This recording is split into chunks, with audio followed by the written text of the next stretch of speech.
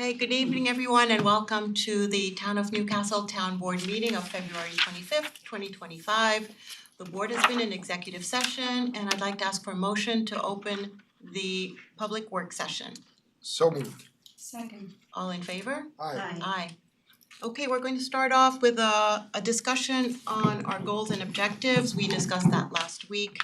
As you know, this is always very much a living document, a work in progress, but there were a few things that I realized we did not talk about at the last meeting.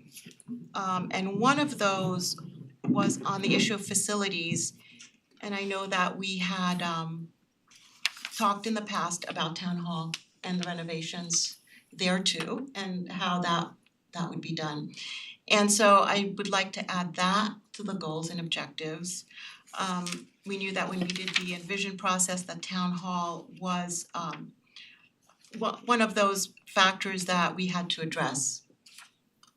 And so I would like to propose that we put that on our current goals and objectives and that we go out for an RFP for a needs and assessment survey for the town hall. We know that we have problems with the HVAC, we have problems with the roof and drainage problems that we would be working on right now, but it would really be throwing good money after bad or bad after good if we then were to renovate and reconfigure town hall. So this is something that some of our needs are almost at the urgent stage, I would say. So we would have to go up an RFP soon to get an assessment done. So I just wanted to, and we've talked about this. So it's no surprise, but it didn't make it into our actual discussion for the goals and objectives. So I'd like to add that to our list. And also, there was an issue that I had considered, but I needed more information on, and we probably do still need to get more information. We're gonna talk to Chief Carroll about this today, but I would like to discuss a road safety initiative. Towns have the ability to reduce certain road speed limits from 30 to 25. And we've gotten a lot of complaints about unsafe driving, distracted driving, people passing school buses. I mean, there's a road safety issue, and a speed limit reduction would obviously only address a part of that. It is not a panacea, it's not going to solve a lot of problems, but there are certain roads, internal residential roads that are town, not county or state, where, a 30-mile-per-hour speed limit seems rather fast. And so there are options within the law for local municipalities to reduce that to speed limit of 25 miles per hour, given certain requirements are met. So we can ask Lino and the chief to go over those requirements, but before we do that, it's something that I would like to put on our goals and objectives. Just to address that, because I think residents are asking for it and it's a safety issue. I think residents will really appreciate that. There's a lot of complaints and a lot of real issues. Great idea. Okay, so there's a process to go through speed limit reductions.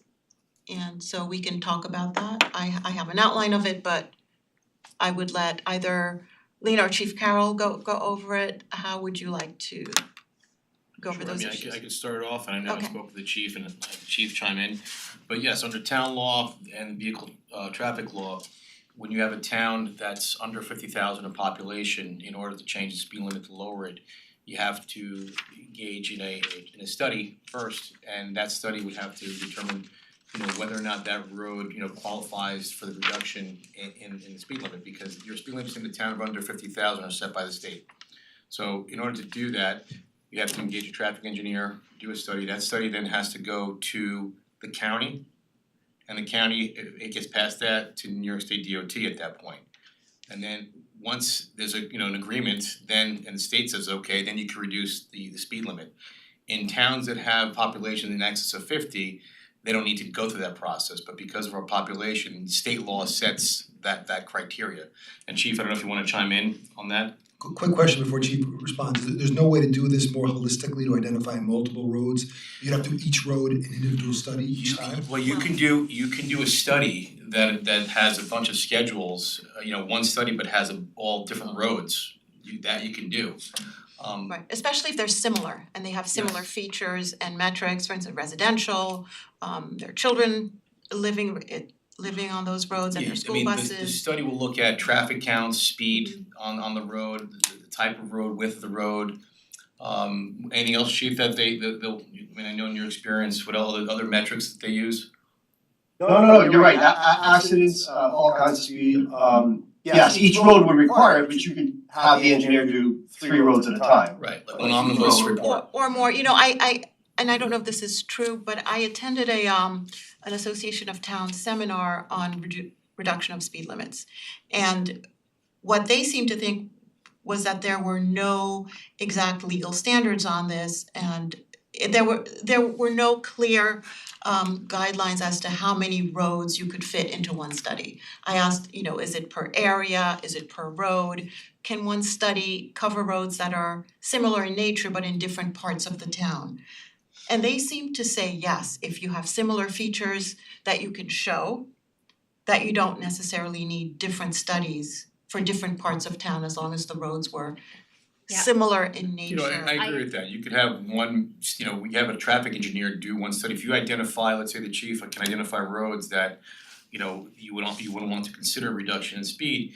Let's say there are several roads, you can have that one report, look at all those metrics in one report. It's not like you have to have several different reports for each road that you're looking at, okay? You can have one report address all those issues in schedules, okay, and on the So that'll save us time and money. Yes, exactly.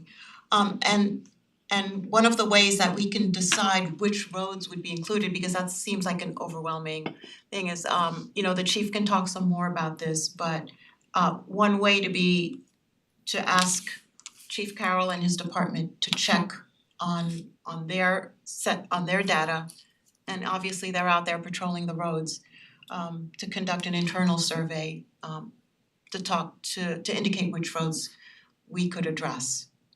So Chief, do you want to talk a little bit about that? Yeah, sure. I would encourage any resident who has a complaint about traffic issue on their road to contact us, contact myself, Lieutenant Rocco, or just a patrol email or a phone call, and we can do it's called a traffic study. If it's a speeding issue, we have a non-intrusive radar box we post on the road that collects vehicle volume and vehicle speeds. We take a look at the accident history for the past 5 years on the road. We'll take a look at signage, we'll take a look at curves, cautionary sign. And after we do that, we get an idea of actually, what is going on the road and what kind of steps we can take to try to help, with the traffic safety standpoint. It could be selective enforcement. We can do also our radar recorders where it says, hey, you're driving too fast, slow down, those speeds, it gives you the speed. So, and sometimes, it could, necessitate a reduction in speed. And I would like to say that, just because we have a survey doesn't mean the engineer is going to recommend every road going down from 30 to 25. They may look at it and say, no. Certainly, and I think based upon our study, we could say this road's probably going to be something they would look at and decide to lower. So, I think start with us. Let's get some real data, because some roads are a problem. Sometimes there's a perception that there's a problem, and they think they're speeding, and the medium speed is 85. Is 25 and a 30. It doesn't have to be 35. So we've had that, like recently we did one, and the speed limit was 30 and the average speed of all the vehicles were traveling at 28 miles an hour. So, it's perception versus actually data driven. So, but again, start with us. Let's collect the data and see how we can help the individual neighborhoods. Right, I think that could save time and money if we start internally. But Chief, do you look at things, other than what the actual speeds are, whether people have gotten ticketed, whether there have been accidents? Do you take a look at things such as whether there are children on the road, whether, children play there, whether they ride their bikes, whether school buses stop there, whether people walk their dogs often? I mean, basically what pedestrian activity there is on the street. Certainly that's something that will come into play, for sure. Okay. All right, so I think that would be a great way to start. And you can let us know, keep us updated. We can talk offline about how how to begin? Yeah, maybe a blurb in your newsletter saying that, hey, you have a traffic concern, you have a traffic issue you believe is, you want looked into, contact the police department, here's the numbers, here's the contact, and we can start, doing. Right, but I these don't wanna rely on people writing in with complaints. I think that we know that there are concerns on certain streets. So Well, it's something I would like to. We do have a list of roads already that are on our radar. We have 30 separate traffic, what do we call it, every day an officer is assigned to observe traffic in a specified area it could be a stop sign issue, say Mill River and Hamilton, right? That's a known, people, abuse that stop sign. So that's something we handle every day, it could be speeding on North Bedford. So we rotate that weekly. So we have a list of roads that we do know our problems are and we do work on. Some are state, some are county, we can't affect. The local roads we can do it just. So we have a list of roads we are aware of. Okay, and it doesn't have to be simply reducing the speed limit, it could be that you might find that the signage is not adequate. Correct. Whether whether it's a stop sign or a yield sign or whatever it may be. Yeah, it could be a cautionary sign, like, suggested sign to the yellow ones, this curve is 15 miles an hour, is a recommended speed versus the 30 mile an hour. Okay. Does enforcement have a part of this, Chief? Just talking about that Hamilton Road, circle, people are aware that they're being watched there. Like if there's more awareness in the community that, certain trouble spots are being watched, does that help in terms of people complying with the speed limit? It absolutely does. Yeah, if they see us, right, and they see us, periodically, or if they see us, for a 2-week period, they behave differently after that. And if they know where that scenario we enforce, behavior changes. Yeah, I know I'm stating the obvious, but I just wonder if enforcement is something that we should be talking about too. Yeah, and again, that goes back to one of the solutions for when we do a study. And sometimes it is selective enforcement, whether it be just for a temporary period or it actually goes onto our list of areas that require additional enforcement. And in addition to looking at speed limits and potential signage, would there be a benefit to a public service campaign similar to the hands off the phone, hands on the wheel type of campaign to remind people? Because I know there's also a lot of concerns with people not stopping for school buses and things like that. So maybe we could combine with some more educational and informative activities. Right, I think that is part of it as well. I just wanted to get this part settled first, but if we're going to have a safe driving campaign, it has to include education. And it has to include issues such as distracted driving as well, not just speeding. There are issues about passing school buses when the arms are down. I know that the school district does not have cameras on their school bus arms. I'm not sure. I know obviously it's a financial issue. Would be great if they could do that, but there are many aspects to safe driving. So, a campaign would be great, but I think we would need a task force. I don't know that it's something that the school board, the 5 of us, we could attempt to do it, but I think we need to engage the community and people who care about this to come and maybe form either a committee or a task force to help study this and disseminate information. Along those lines, at the beginning of the year, we do have officers, in the morning and the afternoon, following school buses on their routes and looking for these violations. And if we are aware of that, there is a bus stop or a location or a roadway that this is taking place, we certainly could do a selective enforcement in any of those. So if somebody reaches out regarding that, we can look into that. And sometimes we've had it that's a specific vehicle, and they can point to a vehicle, and then we can, intervene and speak with the operator and, if necessary, write a summons. Right, and hopefully it's not, a common occurrence, but when it happens, it feels so egregious that everyone notices. So, hopefully if we step up enforcement on that, then we can address it. Are there Or address a lot of it. Are there such things as grants for cameras on school buses? Like, is that something that can be applied for? Like, how do school districts afford those cameras generally? I think there are grants, but the Chappaqua School District has a challenge in that they don't have a bus, the buses are not the school district buses. Right, It's a private company. right. And so to get a grant for a school district, for a private company is not doable. I think that could be part of the challenge. Chief, how often do you get residents reaching out to you or people in the department with a complaint and an image of a driver who may have run a stop sign or is speeding? And what is your protocol when that happens? And to be upfront, I've reached out to Chief, so I'm guilty or not guilty, doing as charged, because when I see it, it's upsetting when people run stop signs. So I'm curious, and how do people respond when you contact them? Yeah, certainly. If you have a plate and a description of the operator, we can, document and reach out to the operator, and most people are very contrite when we reach out to them regarding violations that are observed. So But it helps to get the plate and the description of the vehicle. A picture is great of the vehicle, but people say it wasn't me, and then okay, well, the person driving was 18-year-old male with brown hair. They're like, oh, that was my son. Yes, I'll talk to him, kind of thing. It's not uncommon, Jerry. I think so. To that point, without overburdening you, we have my pothole at Newcastle, whatever it may be. My potholes.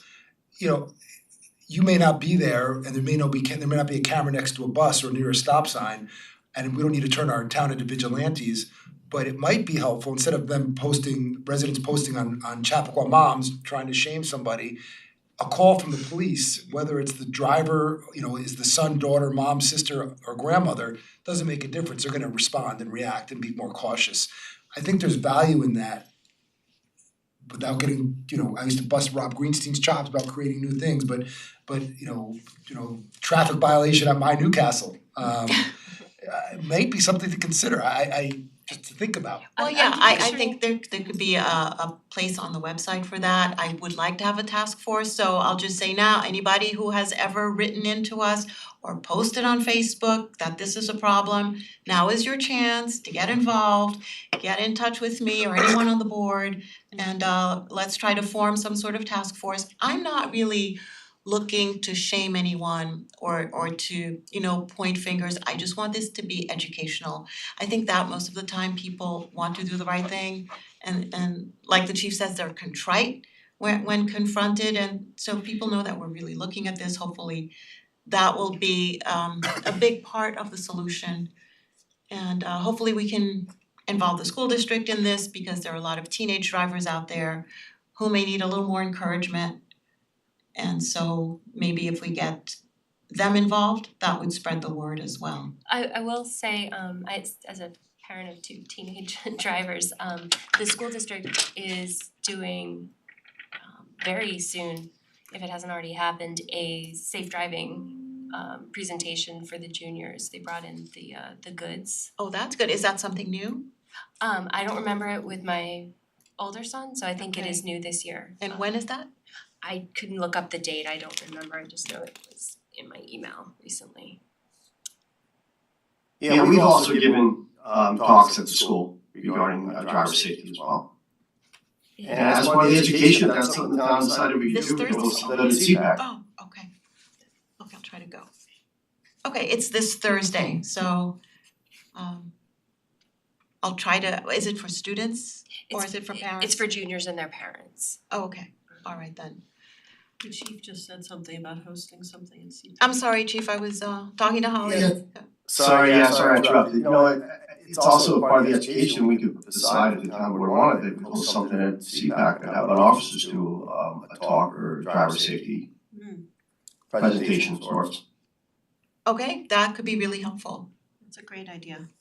Okay, so I'll start putting notices in the town newsletter and on Facebook, and maybe we'll get a task force together. I think that when people do come together to work on something, the word spreads faster. I think it's we've seen that when the town board by itself tries to do something, it could be difficult just to have 5 people. Like for instance, the leaf blower law. I don't think there was a real community task force. I mean, it was certainly worked on by committees, but we didn't have a task force of residents going out and doing this. I think that was the case in another community that did it successfully. But I think that for public outreach, I think you need something greater than what we have here now. So we'll try to go for that. Okay. So that does it for me on the goals that we have set for the year.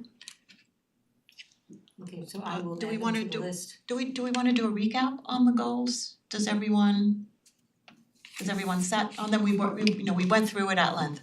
Went to a vote. So, okay, we're all set. Okay, Jill, do you wanna take over with administrative items? Sure, thank you. We've got a retroactive payment of claims for checks dated February 14th, 2025, adoption of monthly reports from January of 2025, and adoption of minutes from January of 2025. If there's any edits, comments about the minutes, please let Lauren know, otherwise she'll be finalizing them. We've got authorization to attend two conferences, both for the police. One is public safety, March 10th through the 12th, that will be for Chief Carroll. And the next one is for Detective Watson Mirabella.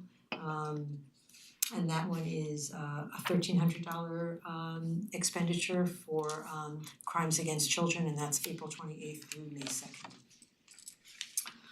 Next, we've got authorization to approve the 2024 CCSD agreement to use facilities, and that's for our camp. So no, that's not a misprint.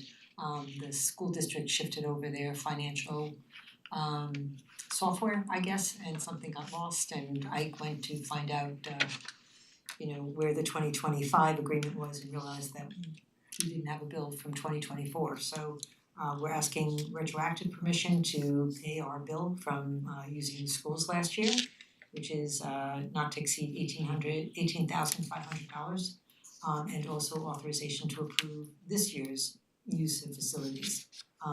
CCSD has been really generous with their buildings this year, and we will be able to use 7 bridges for on the go, which is really terrific. Since we've expanded the program, we can accommodate 100 students and our counselors on the tents that used to be right outside here. So we'll have a much better facility. Thank you.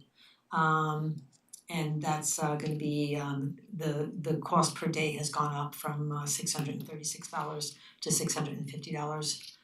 So our camp is gonna be closer to $19,500 for this year. Last, we've got authorization to hire a lighting consultant for the Chat Pack. It's Silent G Productions, not to exceed 12 hours at $85 an hour. This is in conjunction with the new lighting system that's going into Chat Pack, where we need some assistance in setting the new parameters of the system and also training. And that is all I have. Okay, thank you, Jill. Alright, so that does it for our work session. I would like to call for a motion to adjourn the work session and enter the town board meeting. So moved. Second. All in favor? Aye. Aye. Okay, any announcements, Jill? Yes, let me just let Ike know that he should join us. Sorry, that was a fast, It was a jump to quick the- to transition the- there, sorry about yeah. that. Okay. I just did want to announce that Douglas Road between Kip and Hardscrabble will be closed to everything but local traffic tomorrow, February 26th, from 9 AM to 2 PM. Con Ed has some planned tree work there. There's a very large tree that needs to come down, and it requires a crane that's going to block the road. We're really sorry for the inconvenience, but it's really important that this tree come down before it takes down wires next storm. I've lost Lieutenant Harako, but Oh, okay. but everyone should have received an e-alert this afternoon at 2:00. I believe the police are gonna be sending out a nixle tomorrow morning. But if you haven't signed up for e-alerts, it's the only way for us to get emergency notifications out to you. especially with the bad weather and the sudden storms that we've been having. So do take advantage of that. You can sign up on the website. Thanks to all who have applied for the paid town hall internships. We set up interviews today. And we're hoping that we're gonna be hiring in the next meeting. So we're very excited about having interns for the summer. For those engineering students that are interested in the Mike Martis internship, good news for you, the applications for Newcastle and Pleasantville residents are still being accepted. Details will be in the upcoming e-newsletter. Okay, that's all I have. Thank you. Okay, thank you, Jill. I would like to acknowledge and announce, for those who have not noticed, that our gazebo is lit in orange. And it will be lit in orange through the evening of next Wednesday, which I believe is March 5th. And it's lit in orange in honor of the Bibas family. And really as a symbol for all those who have suffered the horrors and crimes against humanity that we have seen take place in the Middle East and Israel. And the town stands in solidarity and against all forms of hate in this world, whether it's anti-Semitism, Islamophobia, racism, just acts of hate and inhumane acts that we have seen. And so I just want everyone to know that we stand in solidarity with the people who have been harmed, with our Jewish community, and with all those who have suffered acts of horrific hate. So that's why you'll see the gazebo lit in orange, and we are standing in solidarity. Anyone wanna add to that? Okay. All right. So with that, we will move on to Jill. I guess the announcements covered your town administrator's report. Yes. Okay. We will go to an update on Gedney Pond. So we have Dennis Corelli here to give us an update on what is going on with the pond.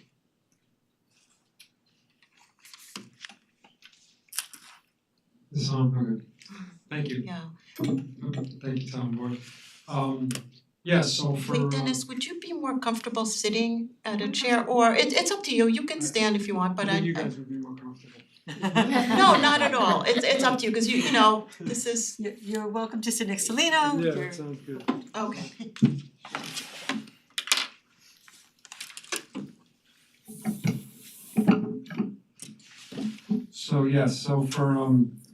So for 2025, there's a few approaches that are happening in parallel at the moment, and execution will be obviously in phases.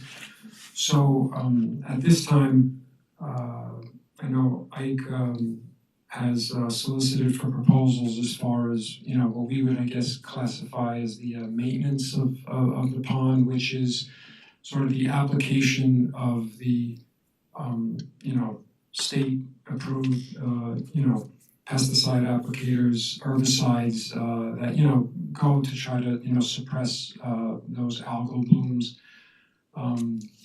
At this point, the proposed timing of those is usually in that May period. They'll do a couple of applications with sort of a period of quiescence in between, and part of that is to try to capture maybe as much of a potential bloom or grow period as you can, while simultaneously not trying to get too much at once, because the problems as we encountered last summer, that phenomenon of the fish die-off is that after the bloom, when all of that photosynthetic material starts to decay and consume the oxygen, you don't want too much of that happening at once, because then you kind of reset that clock. So that's with respect to the treatment program. In the other column, there is a plan to hydro rake those high growth areas, And the consultant that was hired to do that, we got word today that, you know, they need to complete, I think as we discussed before, the bathymetry study to, you know, basically uncover, you know, what are the areas, what is the areal extent of the growth, and then B, you know, there's a volume component to that as well, so that when the material comes out, where are we going to, you know, put it temporarily for its dewatering, how much area do we need, that type of thing, so we'll be able to plan for that. Obviously, there's a utilization component of Gebby Park that, you know, is certainly not consistent for all 12 months of the year, so there's some realization that to do this activity, we'll say during the growing season, during the high time when the park is obviously well utilized and heavily utilized, that's probably not the best time to be, you know, pulling out the wet salad, as I call it, you know, from the pond and plopping it somewhere. So I think for, you know, visually and olfactory benefits, I think it's probably best to approach this. We're thinking in the fall, as later in the fall as we can, and have that dewatering period sort of occur into you know, as you're progressing into winter, so that you know, it's not as offensive or you know, noticeable, you know, by those in the park. And it was funny because I was just having a conversation today with Victoria, chair of the conservation board. So she was, you know, saying to me, you know, actually to do it during that time period too is probably best in terms of, I knew where she was going with this, because there really is no reproduction happening at that time with any of the organisms. So, you know, if I mean, obviously there's a disturbance to the environment that they live in, but there's no breeding season impacts really. So, you know, that timing kind of made her feel better, which I guess would then carry over to making the conservation board feeling better. So that's our plan at the moment, as far as how we're going to attack this, to obviously, you know, not have a repeat of a fish kill, but you know, we understand that, you know, that aesthetically it did just look like it was like a rolled out green carpet when you drove by. You didn't even have to, you know, quote unquote visit the pond. It was visible from 133. So Dennis, are you fairly certain that this treatment program is going to address that situation for now until we can do the hydro raking? yeah, I mean, I think both have to happen, because, you know, the treatment is you want to make that as minimal as possible to actually have that, you know, suppress. And the fact that we just have, I think the last time they did treatments was they gave me copies of the application, I think it was in 2019. So it's really been a while where the pond has just been allowed to sort of simmer on its own, and nobody has any recollection of when it was last, I guess, cleaned out or dredged out. So, you know, all of that residual material and nutrients, that certainly makes itself available, you know, to some degree every year, which, you know, contributes to the growth and the blooms. So I think, you know, this is kind of like it's a reset point, and you know, I think the treatments, what's nice about it is all of the proposals that were received, they all include like follow-up inspections, because, you know, you're just not, you know, zapping it once and walking away. So there, you know, it could be an adjustment period with respect to that. You know, it looks like it worked. When we go out again, we might have to, you know, use a little bit more, a higher concentration. But again, the timing that they're looking to do this is before the bloom. So it's you're not reacting to, oh my God, here's the carpet, what do we do? You know, so it should be better, definitely a better approach. Okay. No, I know one of the questions we might get is this happened last summer, so why didn't we do this last fall? And I just want everyone to know that there are a lot of factors that have to lead up to, you know, the time prior to when this actually gets done. So we have to go out to a company, we put out an RFP, they have to deal with the DEC. There were, you know, obviously so many ponds and lakes that were affected last summer that there were a lot of people ahead of us in the queue. And then by the time our town might have come around to our turn, the pond froze. And also, Dennis, you had mentioned to me that the DEC changed the regulations, making our pond and the situation there a wetland where it hadn't been before. Now, I thought it had been considered a wetland, but I'm sorry. no, go ahead, what Sorry. changed? So January 1st, 2025, DEC changed their freshwater wetland regulations to include more than just what appears on DEC freshwater wetland maps. So in the past, that's generally what they only regulated, and they always had a caveat in the regulations unless it's of unusual or local importance, which was never really well defined. So now they have 12 criteria that define whether something is of unusual or local importance. In addition to, yes, we're still going to regulate what we mapped, but we're looking to update the mapping because that was obviously done under an older technology and they're not as accurate. So I did have a conversation with someone from DEC. I have a good relationship with her, and I said, I'm just curious because this is one of the focal points for us going forward with respect to the town. Do you think Gedney Pond would be regulated as a wetland? And she said, yeah, based on the watershed that you're located in, and based on the FEMA designation or whatever, that yes, it would probably be considered part of the. This is the term urban watershed as it's defined relative to this larger area. So now we just not that you're not going to get the permit, but it's just yes another layer of administrative approval that you need before you can go and start scooping this stuff out. Okay, and do you have any sense of the administrative approval at this point? They have the application in.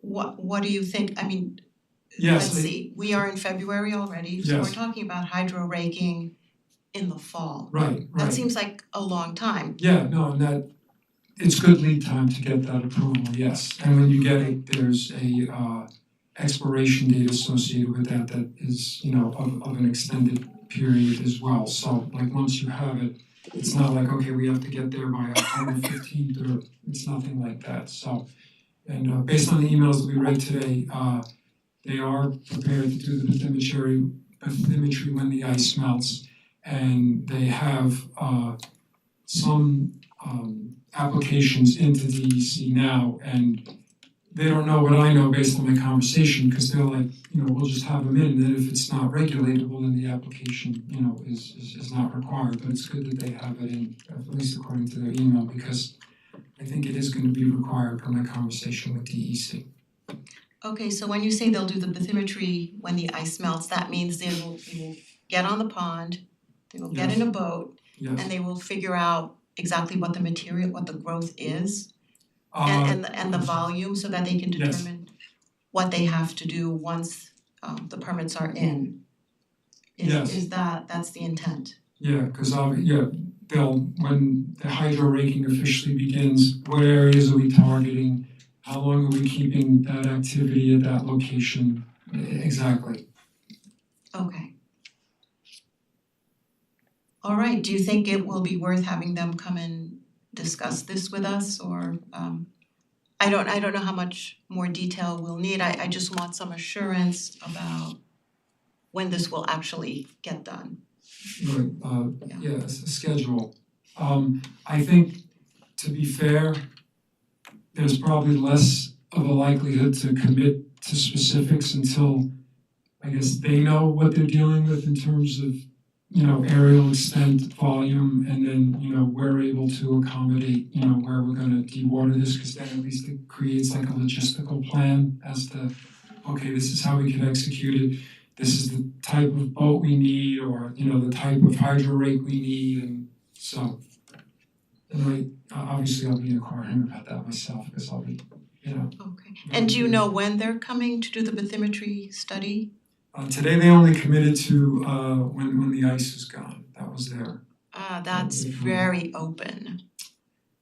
Well, I guess I would say it's weather. I mean, this week is a nice week, but I would imagine, we're probably gonna get freezing temperatures again, so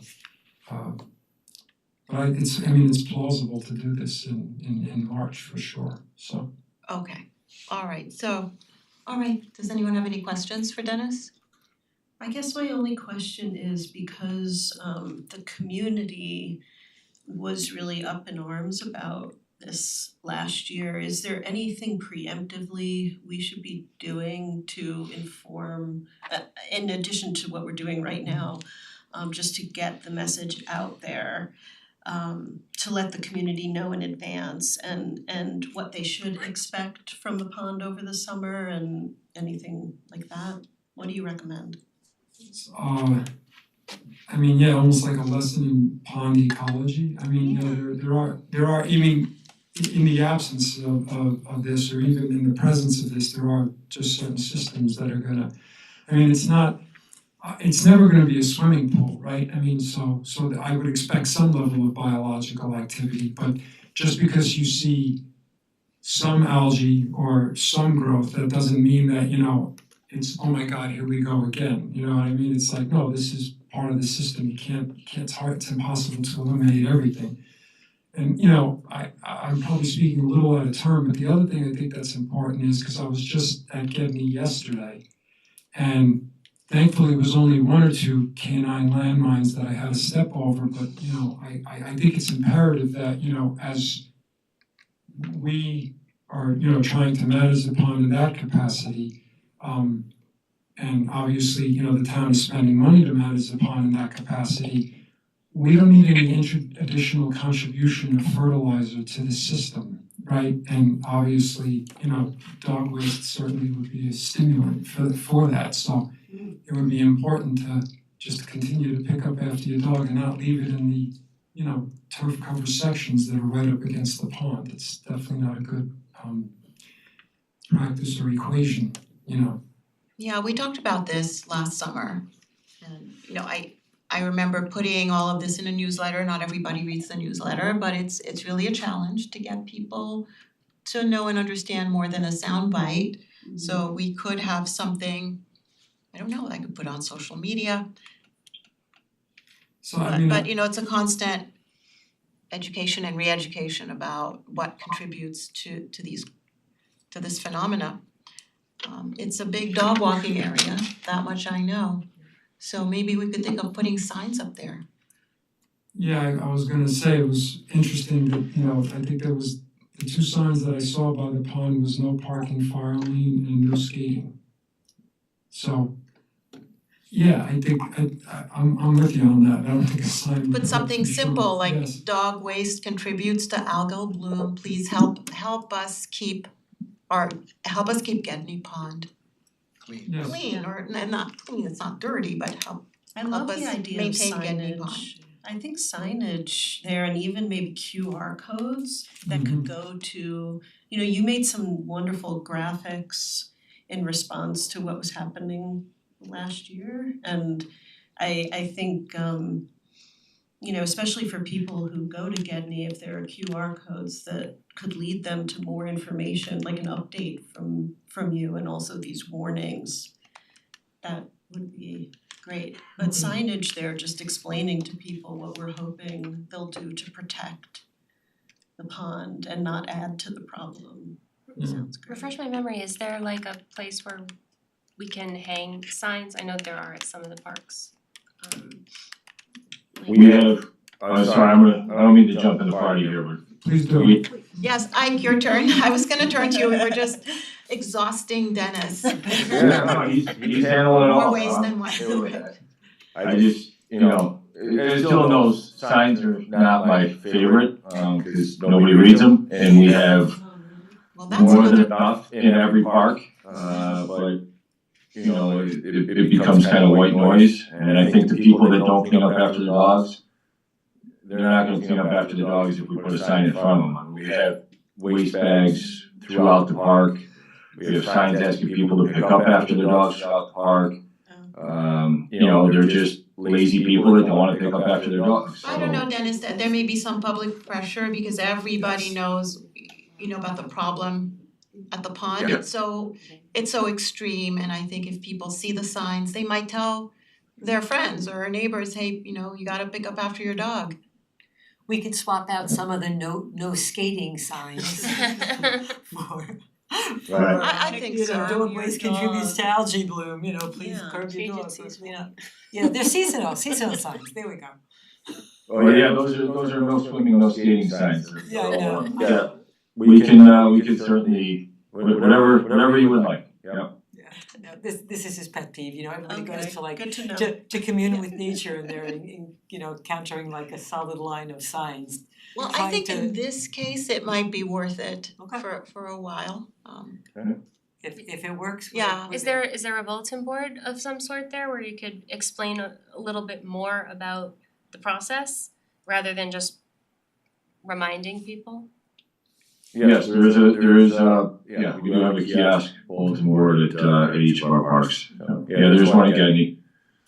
But I also like the idea of the QR code. Yeah. I think people are likely to do that. Maybe Sabrina could do part of her stormwater. No, I was just thinking maybe Sabrina could do it as part of their stormwater outreach. Every year she does a report, and one of the things, you may have seen I might be the only one that reads those too. But the pamphlets show a dog going to the bathroom and how it all ends up in the storm drains, and it's how bad it is for the, I think of that baby. Yeah, she could add Gedney Pond to that, even though that's not considered the stormwater, part of the stormwater. Yeah, but it all Area. washes because it's a big basin, Right. it all washes down, That's the as someone who epitome of a used the park shortcut. with my dog, I've seen it as well. Yeah. It's the epitome of a shortcut. There is no stormwater drain. You're going right from, you know, the source to the pond. It's Yeah, like it's the yeah. shortest trip. I mean, it's not going into Direct the route. watershed from the pond, so that, She has to do the Right, outreach. yeah, and we do the annual mailing every year anyhow, which Yeah. is part of our that's- water quality report, so maybe we Right. should put something in about, you know, about that and just informationally about the Gedney Pond. Yeah, I mean, I know Because- I've learned a lot about pond ecology just through this process, so if they're not watching the meetings, and they may not quite appreciate the direct connection between their actions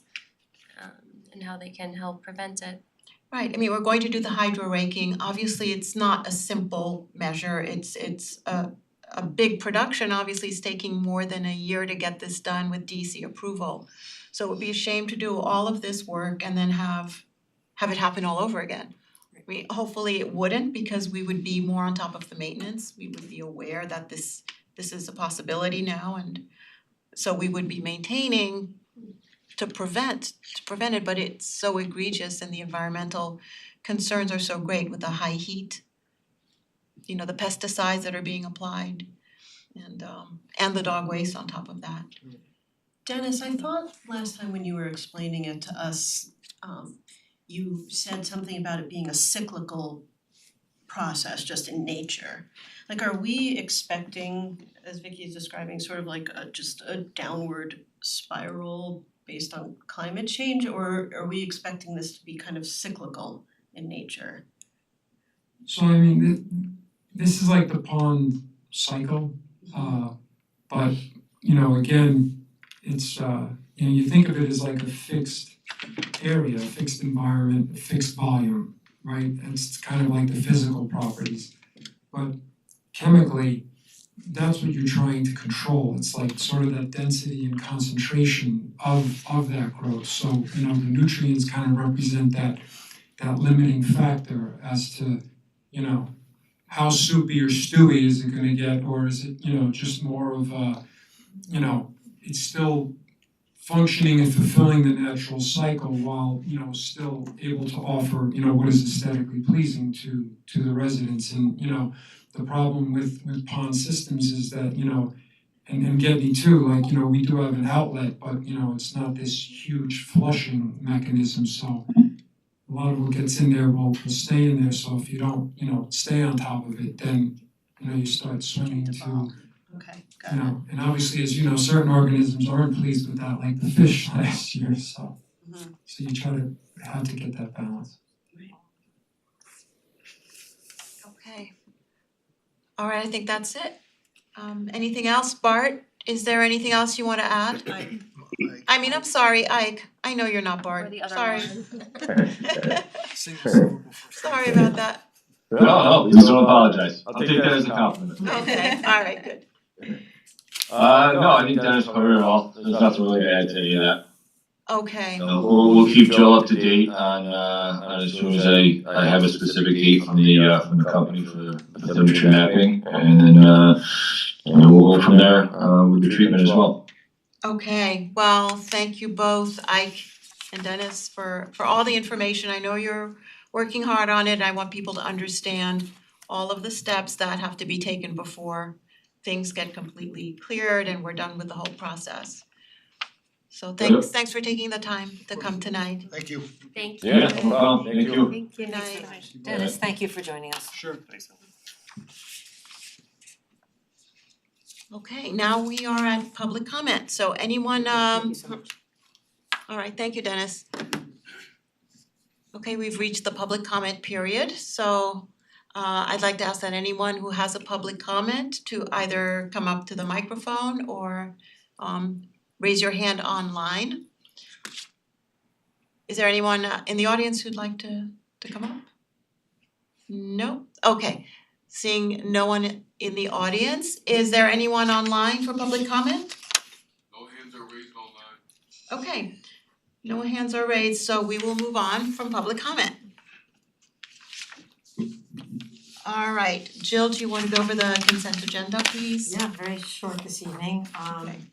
Again, we've got the adoption of monthly reports for January of 2025, adoption of minutes also from 2025, the authorization to attend the two conferences, one for Chief Carroll, the other one for the two detectives. We've got authorization to approve the 2024 CCSD agreement for the use of facilities. This is for last year's camp. And again, authorization to approve the 2025 CCSD agreement for the use of facilities, and that will be for camp for this year. There are a number of proposed actions as well for the board. Retroactive payment of claims, hiring of a recreation attendant, and authorization to adopt a local law to amend the provisions of chapter 93, section 2 regarding property maintenance. So the consent agenda, resolution and the others are in your packet. Okay, do we have a resolution, a separate shorter resolution for this item?